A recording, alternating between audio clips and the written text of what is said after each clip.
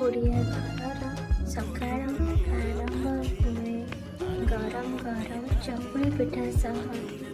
ଏହା କେବଳ ଏକ ଜଳଖିଆ ନୁହେଁ, ଏହା ହେଉଛି ଆମର ପରମ୍ପରା। ଚାଉଳ ଓ ଉଡ଼ର ଡାଲିକୁ ଭଲ ଭାବେ ଭିଜାଇ ପିଷି ତିଆରି କରାଯାଏ ପିଠା ଗୋଲା। ରାତି ସାରା ଖମିର ଧରିଲେ ସ୍ୱାଦ ହୋଇଯାଏ ଅପୂର୍ବ। ତାୱା ଗରମ କରି ଗୋଲାକୁ ଧୀରେ ଧୀରେ ବସାଇ ଦିଅ। ମଧ୍ୟମ ଆଞ୍ଚରେ ସେକିଲେ ଚକୁଳି ହୁଏ ନରମ ଓ ସୁନ୍ଦର। ଏଥିରେ ଟିକେ ଧନିଆ ପତ୍ର, ପିଆଜ ଆଉ କଞ୍ଚା ଲଙ୍କା ପକାଇଦେଲେ ଏହାର ବି ସ୍ୱାଦ ଆହୁରି ବଢ଼ି ଯାଇଥାଏ।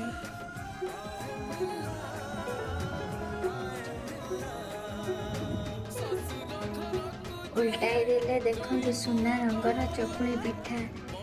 ନଡ଼ିଆ, ଚଟଣି କି ଆଳୁଦମ୍ ସବୁ ସହ ମିଳେ, କିନ୍ତୁ ମୁଁ ଆକୁ ଗରମ ଗରମ ଡାଲମା ସହ ଟେଷ୍ଟ କରିଥିଲି। ବହୁତ ଭଲ ଲାଗିଲା। ଓଡ଼ିଆ ସ୍ୱାଦକୁ ଭଲ ପାଉଥିଲେ ଲାଇକ୍, ସେୟାର, ସବସ୍କ୍ରାଇବ୍।